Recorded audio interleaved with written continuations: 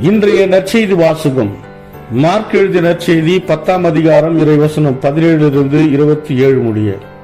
இயேசு புறப்பட்டு சென்று கொண்டிருந்த போது வழியில் ஒருவர் அவரிடம் ஓடி வந்து முழந்தால் படியிட்டு, நல்ல போதகரே, நிலைவாழ்வை உரிமையாக்கிக் கொள்ள நான் என்ன செய்ய வேண்டும் என்று அவரை கேட்டார்.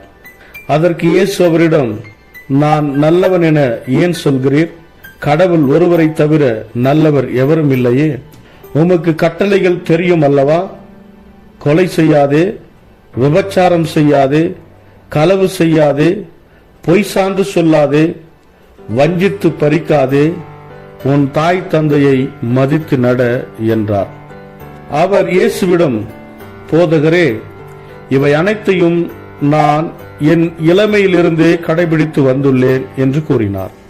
அப்போது இயேசு அன்பொழுக அவரை கூர்ந்து நோக்கி, உமக்கு இன்னும் ஒரு குறைபடுகிறது. நீர் போய் உமக்கு உள்ளவற்றை விற்று ஏழைகளுக்கு கொடும். அப்போது விண்ணகத்தில் நீர் செல்வராயிருப்பீர். பின்பு வந்து என்னை பின்பற்றும் என்று அவரிடம் கூறினார். இயேசு சொன்னதை கேட்டதும் அவர் முகம் வாடி வருத்தத்தோடு சென்று விட்டார். ஏனெனில் அவருக்கு ஏராளமான சொத்து இருந்தது. இயேசு சுற்றிலும் திரும்பி பார்த்து தம் சீடரிடம், செல்வர் இறையாட்சிக்கு உட்படுவது மிகவும் கடினம் என்றார். சீடர்கள் அவர் சொன்னதை கேட்டு திகைப்புக்கு உள்ளானார்கள். மீண்டும் இயேசு அவர்களை பார்த்து, பிள்ளைகளே, செல்வர்கள் இறையாட்சிக்கு உட்படுவது மிகவும் கடினம். அவர்கள் இறையாட்சிக்கு உட்படுவதை விட ஊசியின் காதில் ஒட்டகம் நுழைவது எளிது என்றார். சீடர்கள் மிகவும் வியப்பில் ஆழ்ந்தவர்களாய், பின் யார்தாம் மீட்பு பெற முடியும் என்று தங்களிடையே பேசிக் கொண்டார்கள். இயேசு அவர்களை கூர்ந்து நோக்கி, மனிதரால் இது இயலாது, ஆனால் கடவுளுக்கு அப்படி அல்ல. கடவுளால் எல்லாம் இயலும் என்றார். இது கிறிஸ்து வழங்கும் நற்செய்தி. கிறிஸ்துவே உமக்கு புகழ். ಮಾರ್ಕ ಅಧ್ಯಾಯ 10 ವಚನಗಳು 17ರಿಂದ 27ರವರೆಗೆ. ಯೇಸು ಅಲ್ಲಿಂದ ಹೊರಟಬೇಕೆಂದಿದ್ದಾಗ ಒಬ್ಬನು ಓಡಿ ಬಂದು ಆತನ ಮುಂದೆ ತನ್ನ ಮೊಣಕಾಲೂರಿ, ಒಳ್ಳೆಯ ಉಪದೇಶಕನೇ, ನಿತ್ಯ ಜೀವವನ್ನು ಪಡೆಯಲು ನಾನೇನು ಮಾಡಬೇಕು ಎಂದು ಕೇಳಿದನು. ಯೇಸು ಅದಕ್ಕೆ, ನೀನು ನನ್ನನ್ನು ಒಳ್ಳೆಯವನೆಂದು ಕರೆಯುವುದೇಕೆ? ಯಾವ ಮನುಷ್ಯನು ಒಳ್ಳೆಯವನಲ್ಲ, ದೇವರು ಮಾತ್ರ ಒಳ್ಳೆಯವನು. ನೀನು ನಿತ್ಯ ಜೀವ ಹೊಂದಬೇಕಾದರೆ ನಿನಗೆ ತಿಳಿದೇ ಇರುವ ಈ ಆಜ್ಞೆಗಳನ್ನು ಪಾಲಿಸು.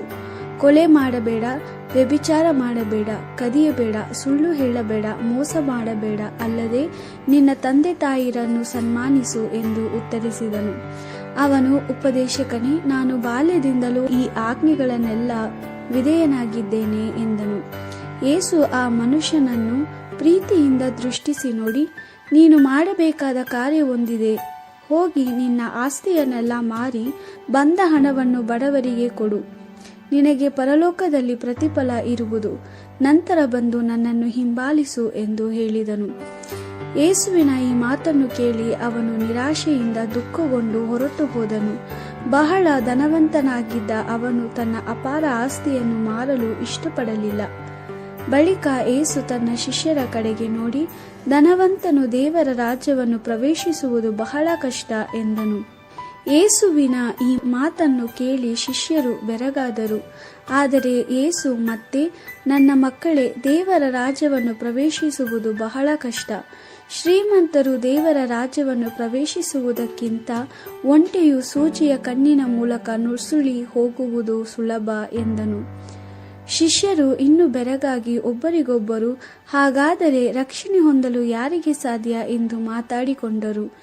ಯೇಸು ಶಿಷ್ಯರ ಕಡೆಗೆ ನೋಡಿ, ಇದು ಮನುಷ್ಯರಿಗಷ್ಟೇ ಅಸಾಧ್ಯ, ದೇವರಿಗಲ್ಲ ಎಂದನು. ದೇವರ ವಾಕ್ಯವಿದು. ದೇವರಿಗೆ ಕೃತಜ್ಞತೆ ಸಲ್ಲಲಿ. Gospel according to Mark chapter 10 verse 17 to 27. Just as Jesus was setting out on his journey again, a man ran up, knelt before him and asked, Good Master, what must I do to receive eternal life? Jesus answered, Why do you call me good? No one is good but God alone. You know the commandments. Do not kill, Do not commit adultery, do not steal, do not bear false witness, do not cheat, honor your father and mother. The man replied, I have obeyed all these commandments since my childhood. Then Jesus looked steadily at him and loved him, and he said, For you, one thing is lacking. Go, sell what you have and give the money to the poor, and you will have riches in heaven. Then come and follow me. On hearing these words, his face fell and he went away sad, for he was a man of great wealth. Jesus looked around and said to his disciples, How hard it is for those who have riches to enter the kingdom of God. The disciples were shocked at these words, but Jesus insisted, Children, how hard it is to enter the kingdom of God. It is easier for a camel to go through the eye of a needle than for one who is rich to enter the kingdom of God. They were more astonished than ever and wondered, Who then can be saved? Jesus looked at them and said, It is impossible for human beings, but not for God, for all things are possible for God. This is the word of the Lord. Thanks be to God.